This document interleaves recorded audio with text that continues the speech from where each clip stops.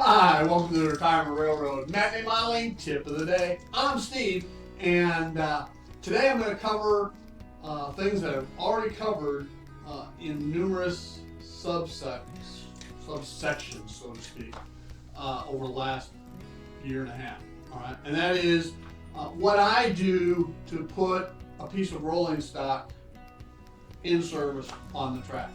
And what I thought I'd do today is just take one and do the whole thing, okay? And one of the biggest things is the NMRA's recommended practice. I think it's RP 20.1, and you can look. I'll put the link in the info section, so you can go to it. But basically, what it is you start with 1 ounce, okay? And for every inch of car length, you add a half an ounce. Okay, so a cheap scale like this one, all right, I think $25 at Walmart, or you can look for one online, and you weigh your car and add the appropriate amount of weight. Now I use washers. Okay. A lot of people use stick-on car weights, works great too. Flat cars, I use pellets on the undercarriage side. Numerous different things, but you use the appropriate number for whatever the recommended NMRA practice says the total weight needs to be. Okay? Some other tools I use, of course, a flathead screwdriver and a couple different size Phillips depending on the kit. Tweezers, of course. X-Acto blade. I have some truck tuning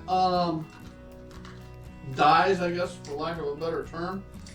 And what they are used for is take the wheels out of the truck and then you ream out the pockets where the axle for the wheels fit into.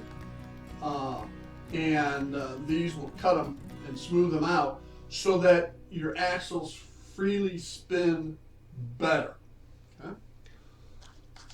Okay? So I got those. Sometimes I need some screws for the trucks. If you're buying some kits come with pins, or some used things come with pins.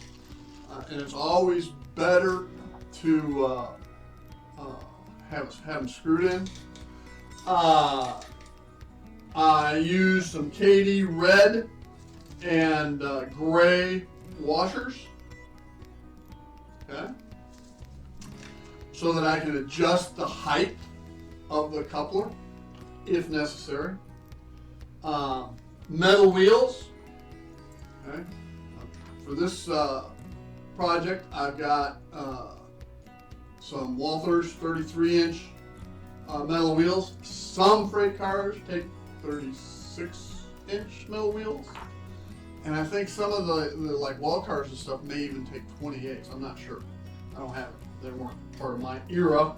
So, what are some other things I might use? Okay.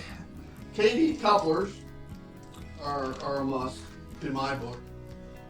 So I always buy the bulk pack of 148s. This is 50 pair. They also have a 25 pair. Okay? Version. So I need those. And KD couplers. There may be something else. Who knows? We'll find out as we go along. Now what we're going to work on today is this AccuRail kit. A couple weeks ago, I was on caboosetophobbies.com. That's caboosetophobbies.com. All right, they run a Wednesday live stream, and the times can actually vary, but they have a N scale stream, an O scale stream, and an HO scale, which is what I do. I think HO is typically at 8 o'clock. All right. And what they do is they simply walk the store, and stuff that they have decided goes on sale, they show a picture of with the price, and you're in chat on the live stream on YouTube, and you say you want something, right? You just like P12 or whatever the number on that they have it listed at, and whoever types it out first gets it for that price. Now, the price is set. But it's a lot of fun. I highly recommend it. Every now and then they'll do it on Monday nights too. So anyway, that's caboose-hobbies.com. No, they're not a sponsor. No, I don't get any remuneration or anything like that. It's just a lot of fun, and they're good people up there. So we're going to work on this AccuRail, and this is a Burlington CB&Q 2-bay hopper that I will turn into a gravel hopper. Right. We're going to work on it. Okay. So stay tuned. We'll go over the workbench and start up on this. All right, here we are at the workbench. And I hope you like the camera angle. Have everything I need sitting out here, I hope. And we'll start unpackaging.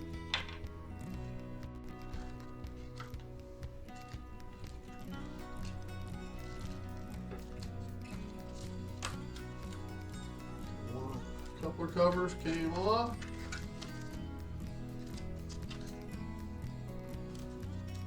We have a couple weights. And we have some instructions. Alright. Fairly simple. Straightforward.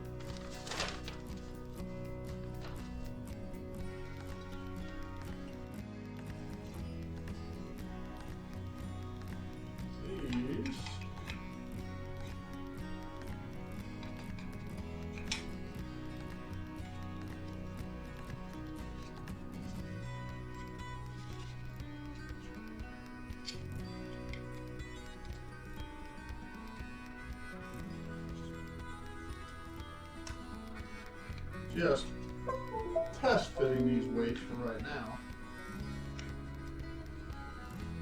Fit right down in there like that.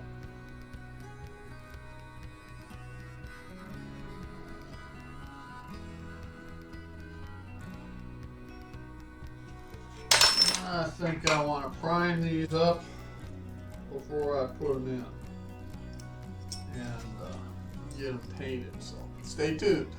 I'm going to be out at the high-tech spray booth, aka. So while we're waiting for the primer to dry, and then I'll have to match colors and get those weights painted, let's go ahead and work on the trucks. Now it comes with plastic axle, plastic wheels, and I don't put plastic onto the layout for a variety of reasons. Everybody thinks it's because of dirt and grime and all that kind of stuff, and that's part of it, for sure, but that's not the only reason. Metal trucks, metal wheels and axles roll much better. The coefficient of friction is much less than plastic, so you can read everything that everybody wants to say, but physics is physics, and it's all about coefficient of friction. And to help improve that even more, this is what I'm talking about concerning reaming out the trucks. Okay? These little pockets that are back here that the axle fits into. That's what we're going to ream out. All four on both trucks. And this simply fits in just like the axle of the truck would. And then you just spin it.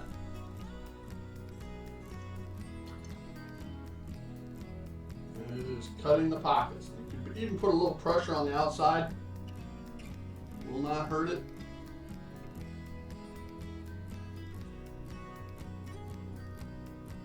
Pull it out. And we can pop in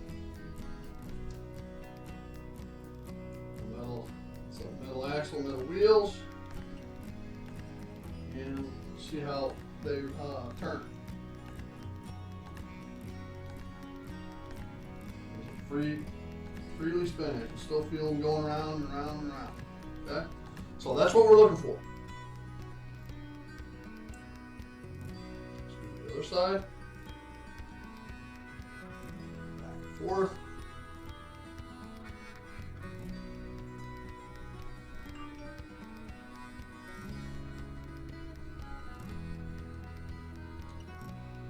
Okay. And we can pop another one in.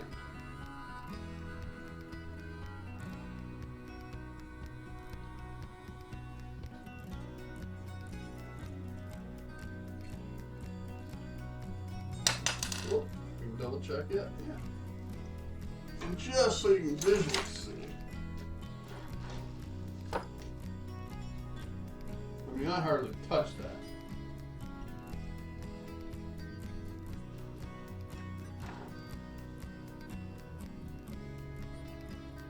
That's what we want.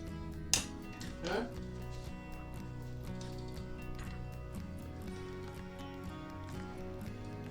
You want to pull long trains, you definitely want to do this. I don't pull long trains.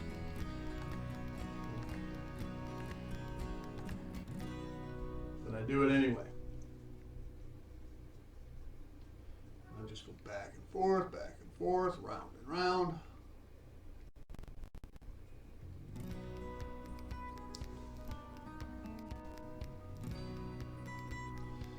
And you'll note on these wheel sets, one side will be insulated. There'll be a little black ring where the axle is actually going through the center of a plastic insert.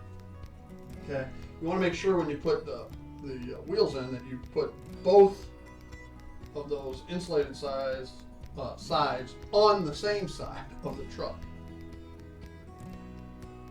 And it really doesn't matter unless you're gonna start putting resistors and stuff on or lights, because you can create a short if you don't do that, depending on how it's wired.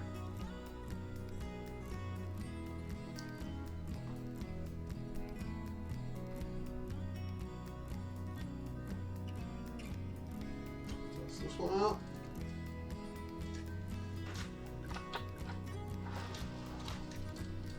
Oh yeah. Just what we're looking for. Okay. So the trucks are done. Put my truck tuning tools away. Next thing we can do while we're waiting is we can install some KD couplers onto this frame. Because the couplers that come with it, trust me, are no good.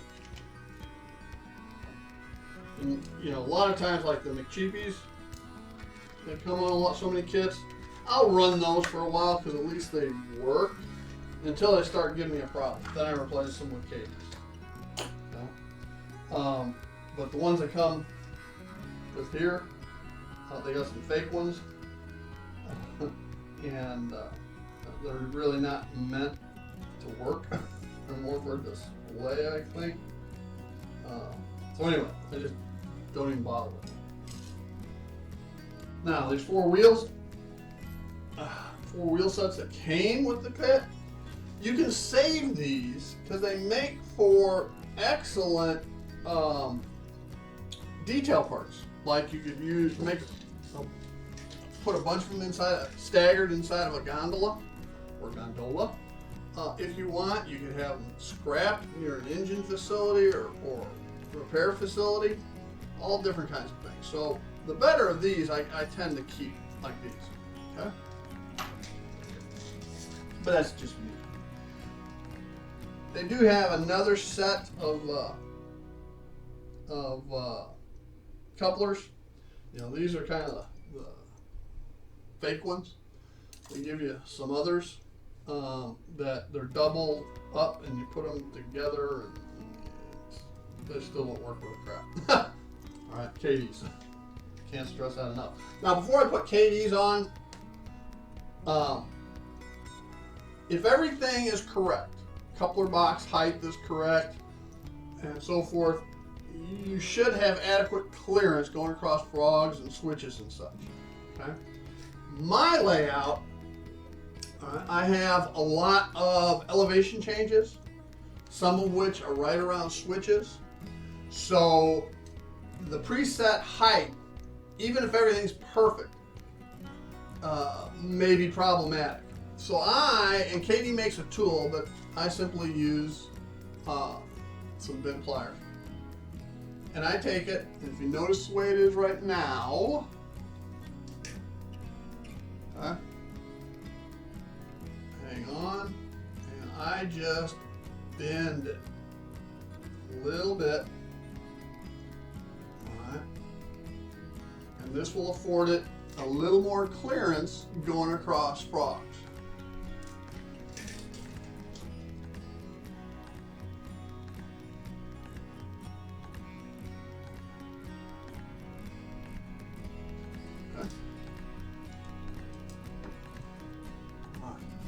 Hang on a second, I'll be right back. So these Katies simply go on here like that.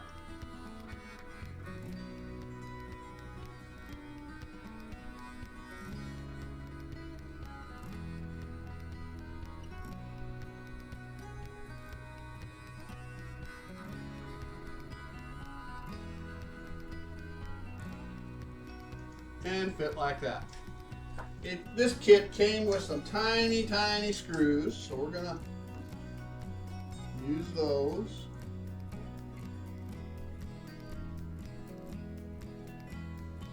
For these coupler pockets. I think they're for the coupler pockets. Yes, they are.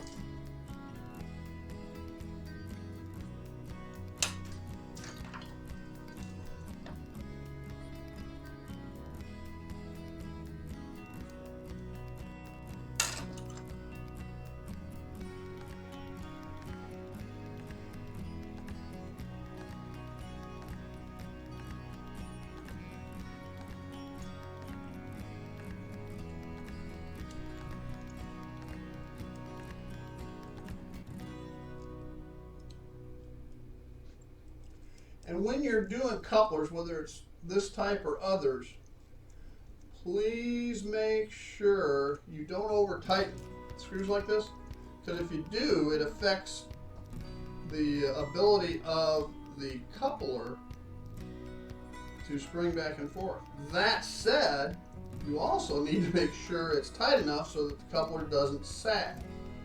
So there's a fine medium there. Okay, so that's good where I got it, where I have this one.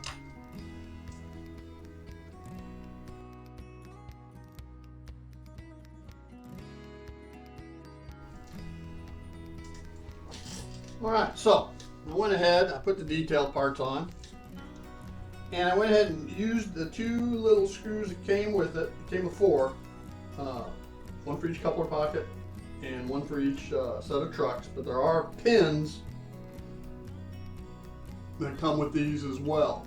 And I'm not a fan of these pins. Every AccuRail kit I've ever had, these pins end up popping out, and usually at an inopportune moment. So I just went ahead and used the screws. Now,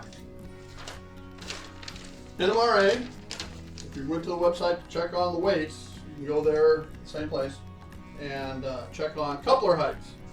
And you can buy coupler height gauges like this one.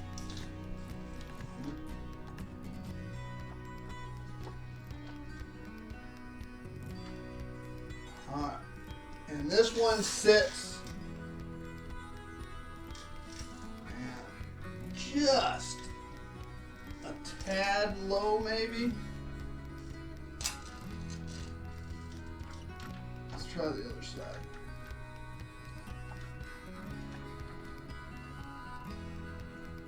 The other side's fine, so I'm going to leave it. Okay, especially since I don't have the top on.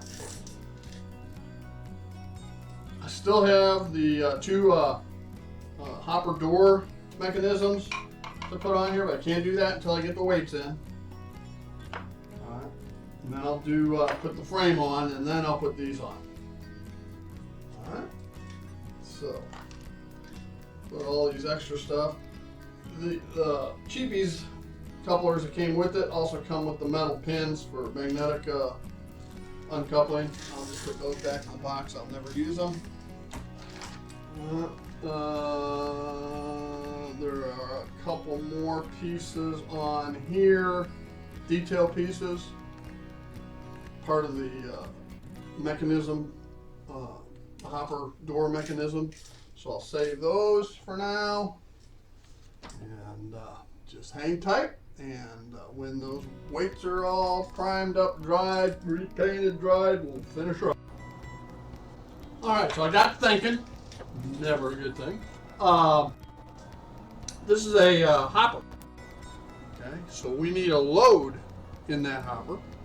So I've taken a piece of masonite, okay, and I've cut it to fit.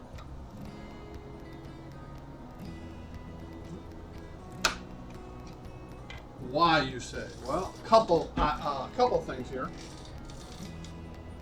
The first being, I'm gonna put a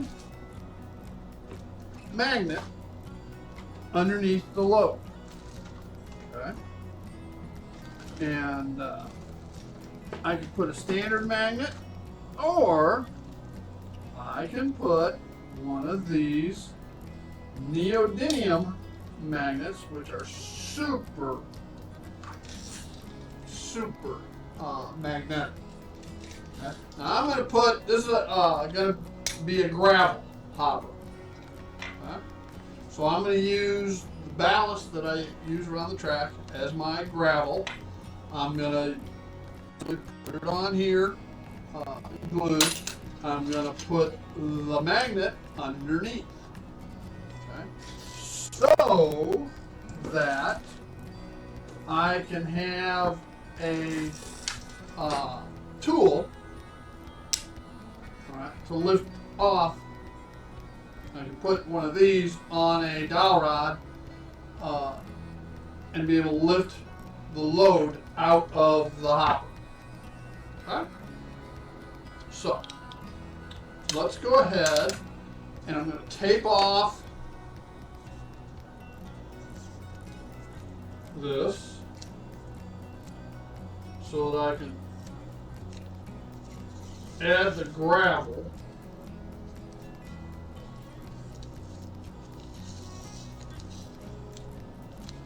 inside here and glue. Try to keep from making a huge mess.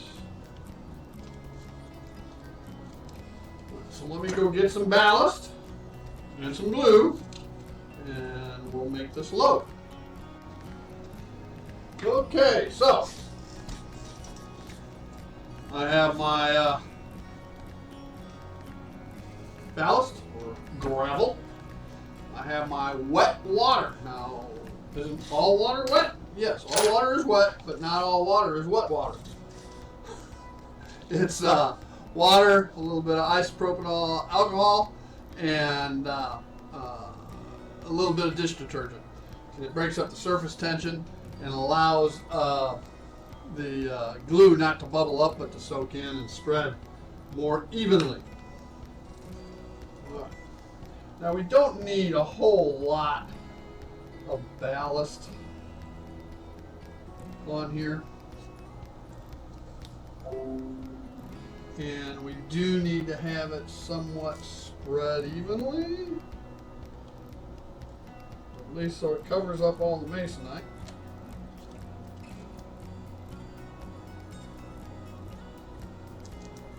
And then a slight mound down the center. So that's what I'm looking for.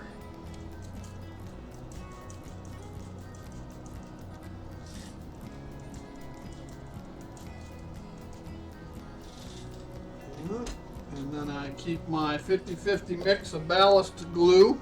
It's 50% Elmer's glue all, 50% water.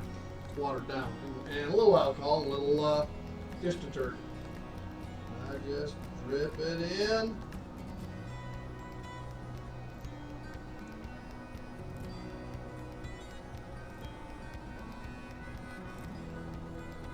And around.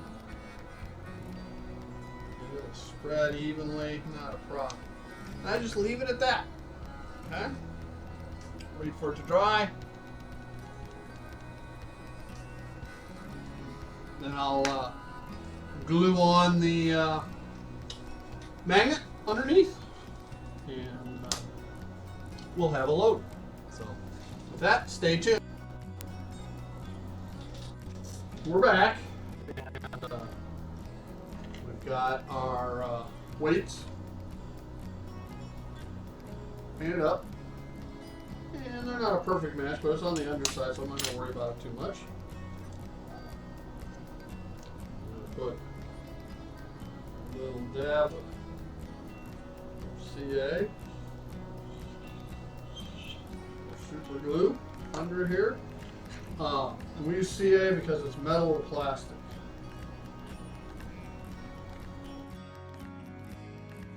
Detail parts, but let's see if we're in the ballpark on weight.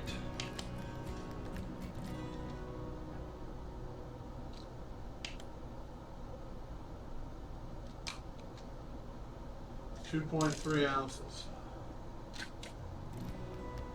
And it needs to weigh 3.5.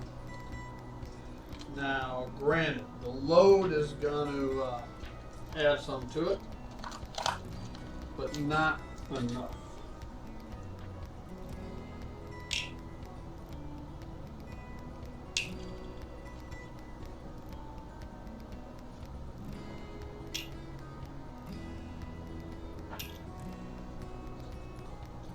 By the time we put the magnet on,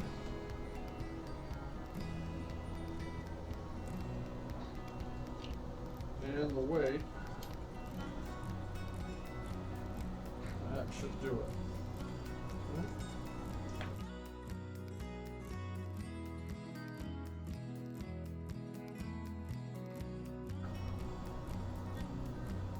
So we are done with everything but the load. Couple important things, okay? When you tighten up the screws on the trucks, make sure that you leave them free enough to a little bit of swivel back and forth and forward to back on both the front and the back. Some people say only one. If you've got changes in grade, and a lot of them, you really need it on both. Okay? So, with that, we're done. And able to enter it in the JMRI and let her run. Alright, so we got our gravel load done. And I've taken and just lightly sanded around all four edges, knocking off some loose ballast that was there. So now I've added the neodymium magnet underneath, and it fits right in place. Simple as that. Use another neodymium, pull it right out. Okay. So with that, I want to thank you for joining me here at the Retirement Railroad Matinee Modeling Tip of the Day. I'm Steve, and y'all have a great day. Bye now.